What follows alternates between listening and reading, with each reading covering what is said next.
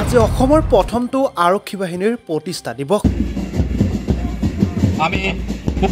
নাজিৰাৰ লিগিৰি পুখুৰীস্থিত একমহ অসম আৰক্ষী বাহিনীৰ প্ৰতিষ্ঠা দিৱস উদযাপন ব্ৰিটিছ ৰাজত্বকালত 1942 চনত আসাম ৰেল ফ'ৰ্চ নামেৰে প্ৰতিষ্ঠা হৈছিল এই বাহিনীটো আজি এই ঐতিহাসিক আৰক্ষী বাহিনীৰ ৭৫তম প্ৰতিষ্ঠা দিৱস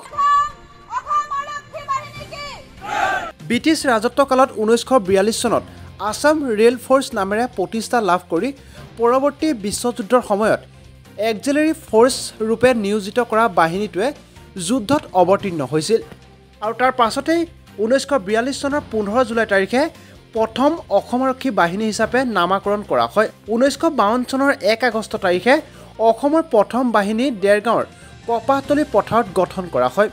পৰৱৰ্তী সময়ত 1943 চনত এই বাহিনী লিগিৰি পুখুৰীলৈ স্থানান্তৰিত কৰা হয় বাহিনীটোৱে প্ৰথম অধিনায়ক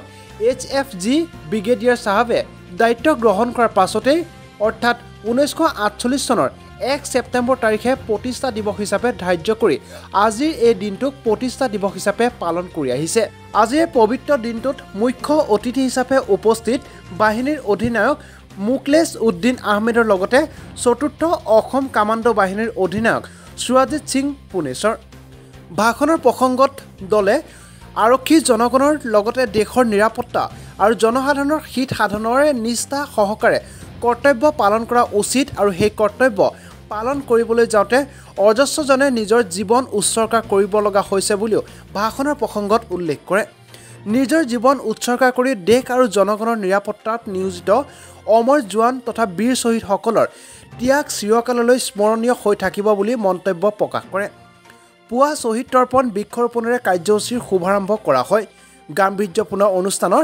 বিয়লি প্ৰীতি ফুটবল প্ৰতিযোগিতা আৰু সন্ধিয়া বৰ্ণাঢ্য সাংস্কৃতিক অনুষ্ঠানেৰে কাৰ্যসূচীৰ শুভ সামৰণি পৰে এই বাহিনী দেৰগাঁৱৰ কপাহতলী পথাৰৰ আই মাতৃৰ কোলাত জন্মগ্ৰহণ কৰিছিল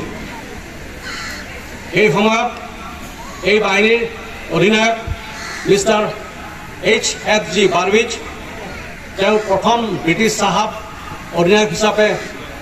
বাহিনীৰ দায়িত্বভাৰ গ্ৰহণ কৰিছিল এই বাহিনীৰ এটি গৌৰৱময় ইতিহাস আছে ব্ৰিটিছ ৰাজত্বকালত 1942 চনত আসাম ৰেল ফ'ৰ্চ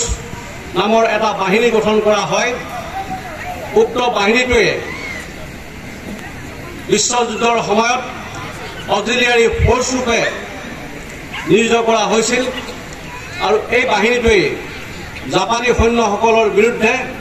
যুদ্ধত অৱতীৰ্ণ হৈছিল আমি উপস্থিত ৰাইজক আমাৰ কুচকাৱাছৰ দলসমূহক হাত চাপৰিয়ে উৎসাহিত কৰিবলৈ আমি অনুৰোধ জনাইছো এয়া আজি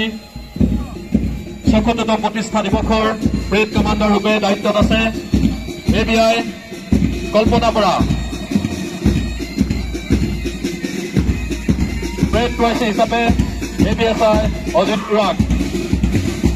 প্ৰথম গ্ৰুপৰ দায়িত্বত আছে মহিলা আৰক্ষী হাবিলদাৰ ৰশ্মি ৰেখা বুঢ়াগোহাঁই দ্বিতীয়টো গুলম